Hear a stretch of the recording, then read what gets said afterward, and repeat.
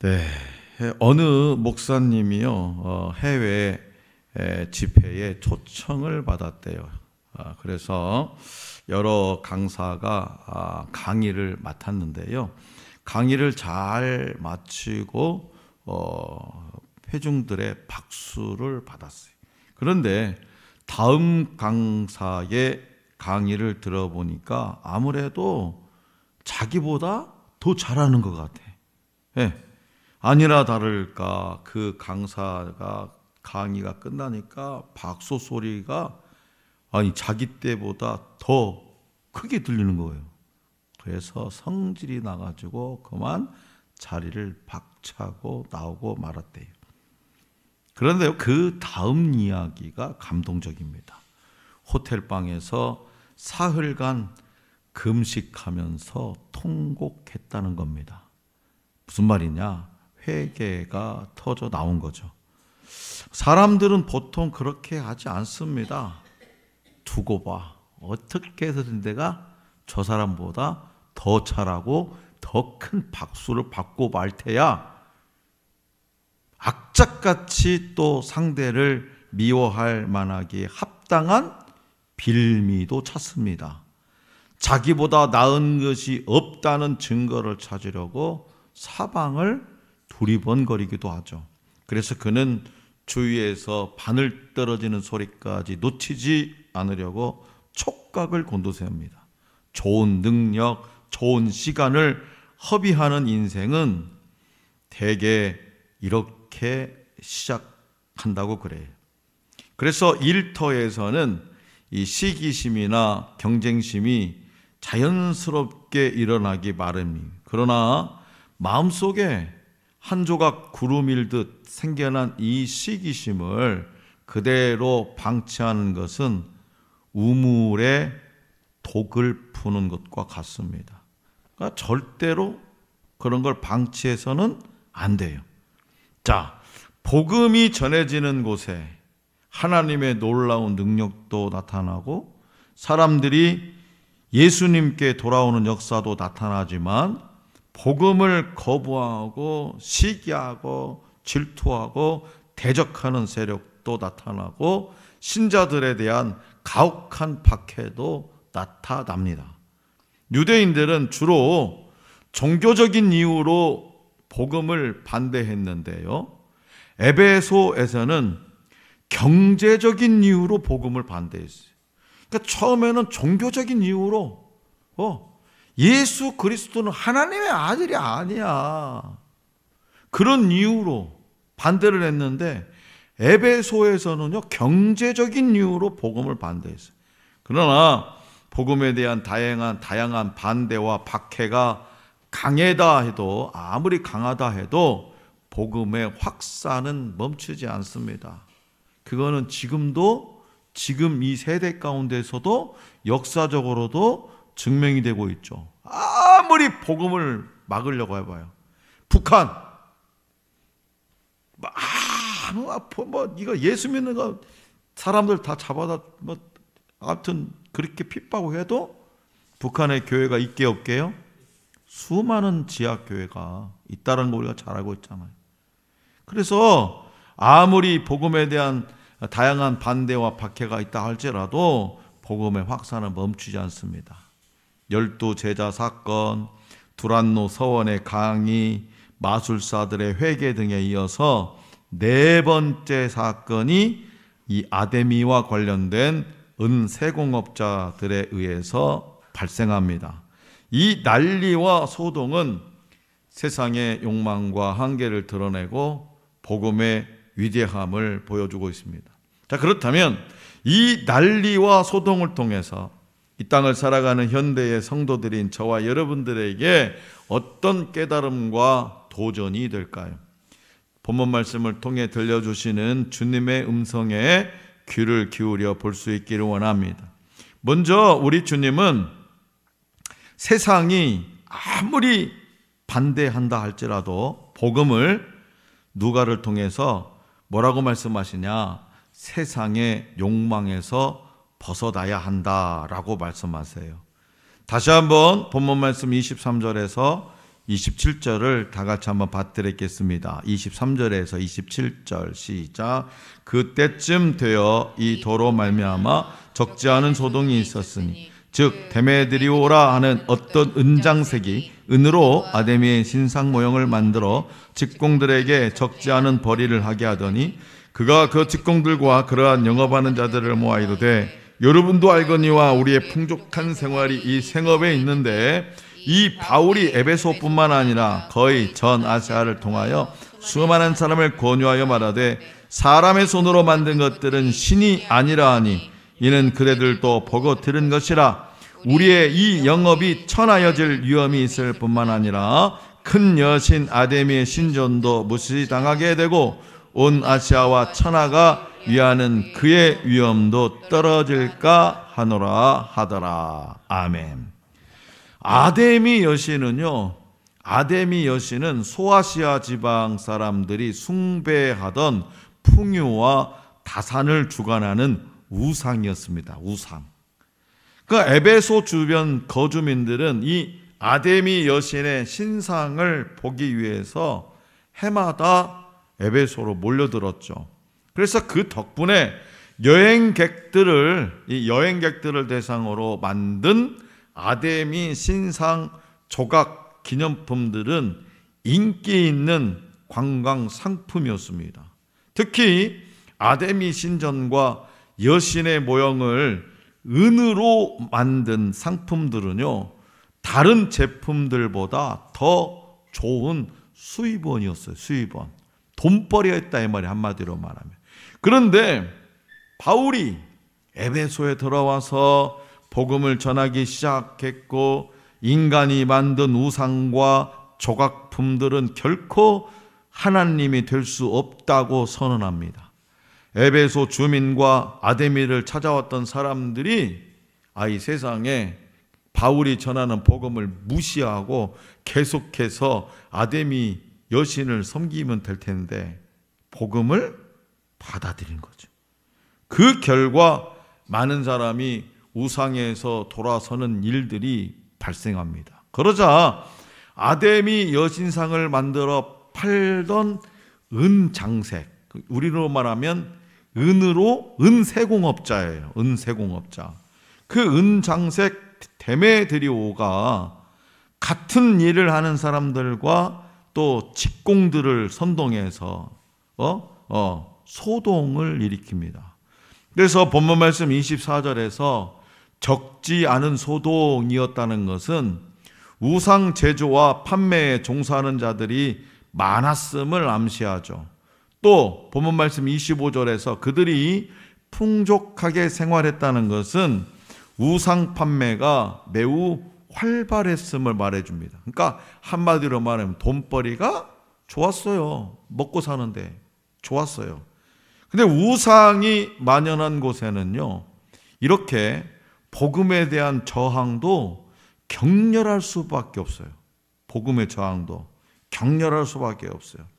그렇지만 그들은 자신들의 돈벌이가 방해받는 것이 견딜 수 없었고요, 돈에 대한 집착과 탐욕 때문에 복음을 거절하고 사역자들을 대적했습니다.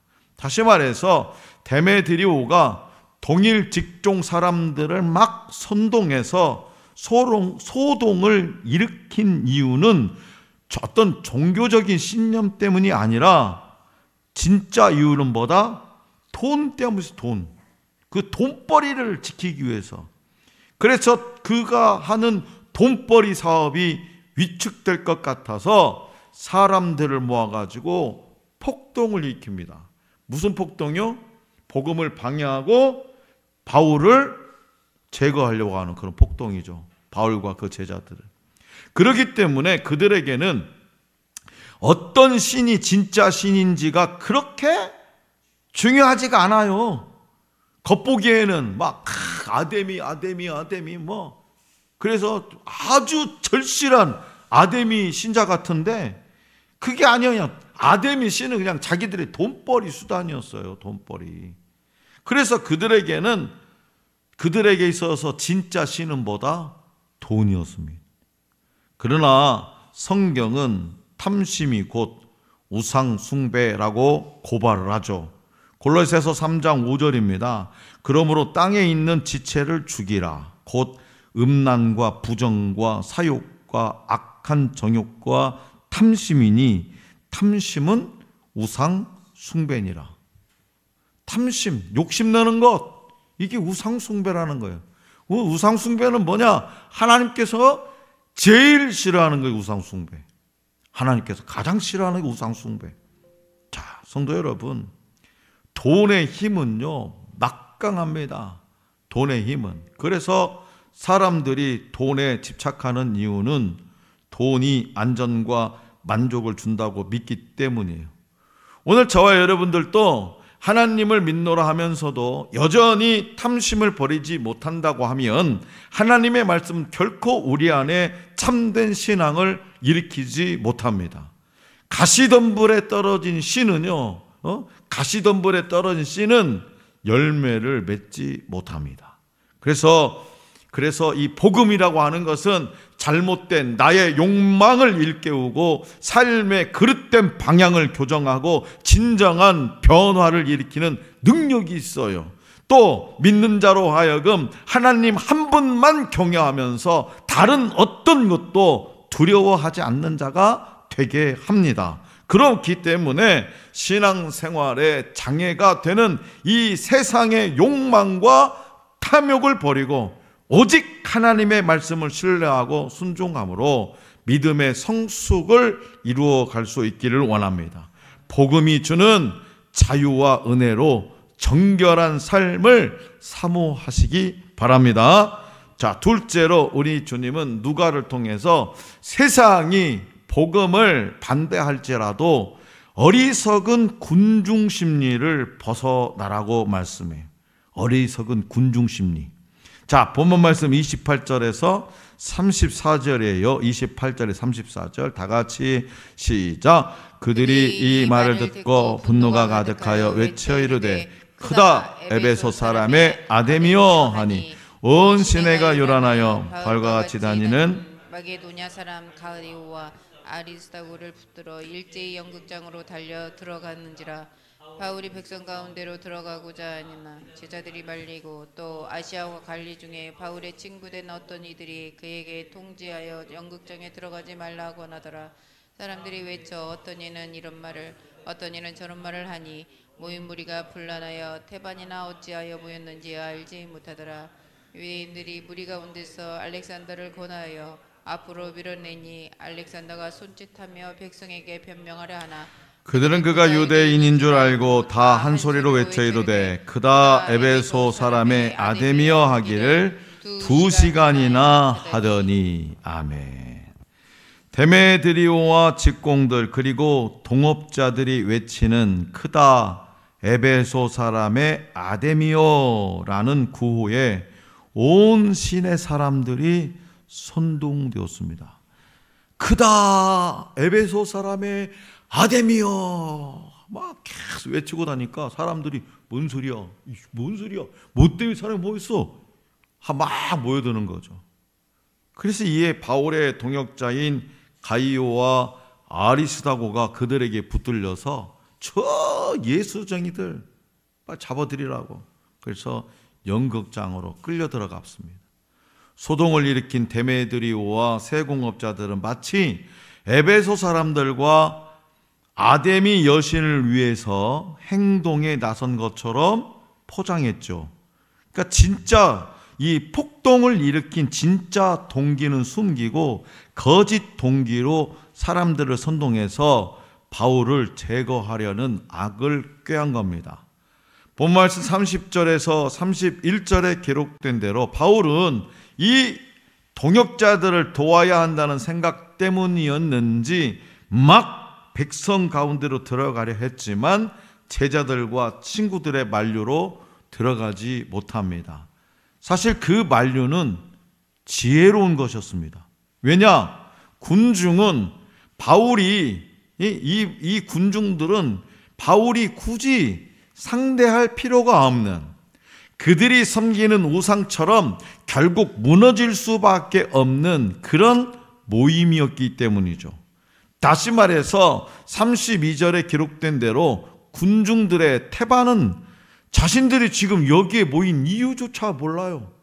사람들이 막 모여서 쏠려다니니까 오 모여 막 소리 지르고. 그런데 그런 군중 가운데는요, 세상에나 하나님을 섬긴다고 하는 유대인들도 있었다는 거예요. 믿는 자, 하나님을 섬기는. 이들은 은세공업자나 판매업자의 이 길드 조합이거든요. 길드에 소속된 사람일 수도 있고요. 단순히 거리를 오가다가 우연히 군중에 가담한 이들일 수도 있어요.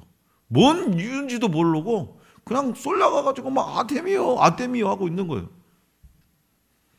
자, 상황이 악화되자 불안감을 느낀 유대인 무리는요, 들어보니까 바울을 지금 어떻게 해보려고 하는 거든.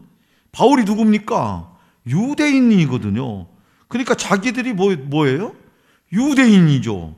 그래서 이렇게 불안감을 느낀 유대인 무리들은요, 알렉산더라는 자를 추천해가지고 자신들은 바울과 연관이 없다고 변명을 시도했으나 오히려 이에 자극받은 군중들은요, 2시간 동안이나 아데미요 다른 것도 하지 않고 계속 그만 아데미요 자신의 여신을 경배하는 구호를 외치면서 분노의 열기를 막 더해가는 거죠.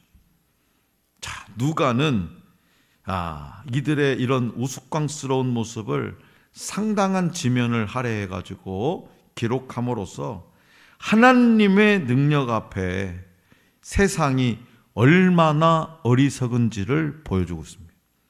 분명히 많은 사람이 모이기는 했지만 그것은 아무 의미 없는 모임이라는 거죠. 또 공허한 외침만이 있는 모임이었습니다.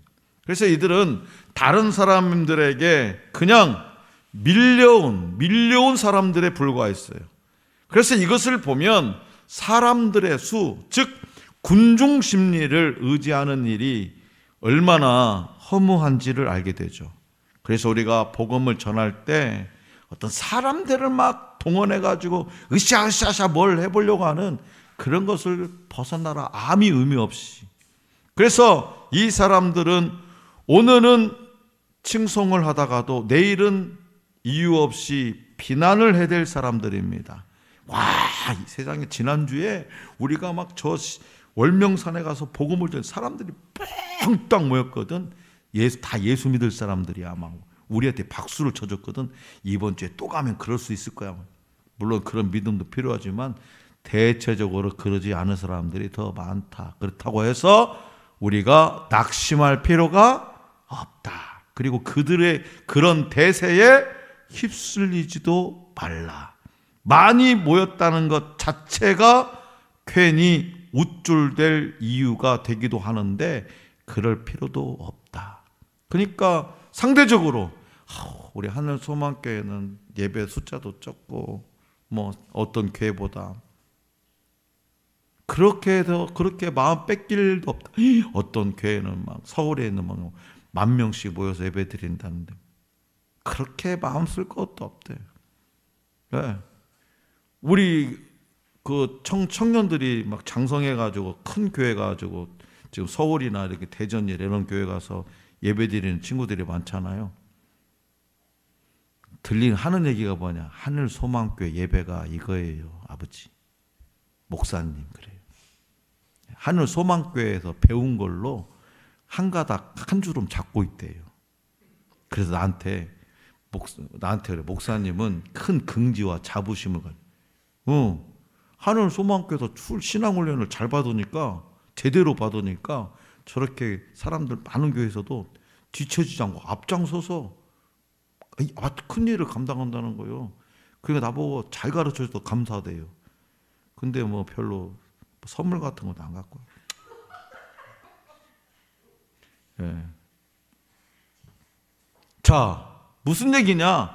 오늘 많은 사람들이 모였어요. 근데 이 많은 사람들이 오늘은 아이고 목사님 장로님 하는데 어떻게 내일은 이유 없이 아이고 그 장로 못 쓰겠더구만 아이고 그렇게 비난할 사람들이 있기 때문에 그런 군중 심리에 휩쓸리지 마라. 아무리 세상이 복음을 반대할지라도. 그렇기 때문에 하나님의 사람은 대세에 합류하고자 하는 그런 유혹을 떨쳐버리고 오직 하나님의 뜻으로만 결정하는 훈련을 해야 됩니다. 모든 결정의 근거는 하나님의 말씀이어야 한다고 우리 주님은 말씀하십니다. 마지막으로 우리 주님은 누가를 통해서 세상이 복음을 반대할지라도 불법을 행하지 말라고 말씀하세요. 본문 말씀 35절에서 41절입니다. 다 같이 시작. 서기장이 머리를 진정시키고 이르되 에베소 사람들아 에베소 시가 큰 아데미와 제우스에게서 내려온 우상의 신전지기가 된 줄을 누가 알지 못하겠느냐. 이 일이 그렇지 않다 할 수 없으니 너희가 가만히 있어서 무엇이든지 경솔히 아니하여야 하리라. 신전의 물건을 도둑질하지도 아니하였고 우리 여신을 비방하지도 아니한 이 사람들을 너희가 붙잡아 왔으니 만일 데메드리오와 그와 함께 있는 직공들이 누구에게 고발할 것이 있으면 재판할 날도 있고 총독들도 있으니 피차 고소할 것이요 만일 그 외에 무엇을 원하면 정식으로 민회에서 결정할지라. 오늘 아무 까닭도 없는 이 일에 우리가 소요 사건으로 책망받을 위험이 있고 우리는 이 불법 집회에 관하여 보고할 자료가 없다 하고 이에 그 모임을 흩어지게 하니라. 아멘. 하나님은요 놀라운 방법으로 문제를 해결하세요. 정말 내 안에 어떤 문제가 있습니까? 근데 하나님을 신뢰하십시오. 오늘 또 마지막 찬송 누가 일하신다고요? 주가 일하시네. 내가 일하려고 하면은 방법이 없어요. 그러나 하나님이 일하시면요 방법이 많습니다. 놀라운 방법으로 문제를 해결하는데요, 세속 권력을 사용하셔서, 다시 말해서 지금 정치적인 모임에 선동돼 가지고 난리인데 공권력을 사용하셔서 복잡한 일을 단시간에 정리하십니다. 당시 에베소의 최고 행정 책임자인 서기장이 직접 나서서 흥분한 무리를 이렇게 설득하고 해산시킵니다. 에베소 시민 여러분, 우리의 도시 에베소가 위대한 아데미 여신과 하늘에서 내린 그 신상을 모신 신당 수호자임을 모르는 사람이 어디 있습니까? 이것은 부인할 수 없는 사실이니 여러분은 마땅히 진정하고 절대로 경솔한 행동을 해서는 안 됩니다. 신당 물건을 도둑질한 사람도 아니요, 우리 여신을 모독한 사람도 아닌 이 사람들을 여러분은 여기에 끌고 왔습니다. 그러므로 데메드리오와 그와 함께 있는 직공들이 누구를 걸어서 송사를 할 일이 있으면 재판정도 열려 있고 칭박 지방 총독들도 있으니 당사자들이 서로 고소도 하고 맞고소도 해야 할 것입니다. 여러분이 이 이상으로 해결하고 자 하는 어떤 문제가 있으면 그것은 정식 집회에서 처리되어야 할 것입니다. 우리는 오늘 일어난 이 일 때문에 소요죄로 문책을 받을 위험이 있습니다. 우리는 이 소요를 정당화할 수 있는 아무런 명분이 없습니다. 다시 말해서 에베소 서기장은 이 소동이 불법이라는 결론을 내립니다. 그는 에베소가 아데미와 제우스를 섬기는 도시임을 전제하지만 교회가 예수 믿는 사람들이 신전이나 여신에 대해서 어떠한 위해도 간 적이 없음을 지적해요. 만약 정식으로 법정 다툼을 할 일이 있다면 정식으로 민회에서 이야기해야 한다고 말합니다. 그는 책임 있는 공무원답게 이 소요 사건이 이 에베소시의 치안의 위험 요소라는 점도 지적해요.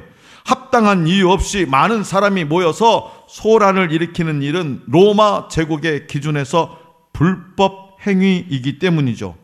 흥분한 에베소 군중은 이렇게 공권력의 개입으로 흩어집니다. 한순간에. 자, 여기서 누가는 고린도의 갈릴리 총독의 판결 이야기에서 마찬가지로 교회는 로마 사회에서 불법 집단으로 취급되어야 할 이유가 전혀 없음을 역설하고 있죠.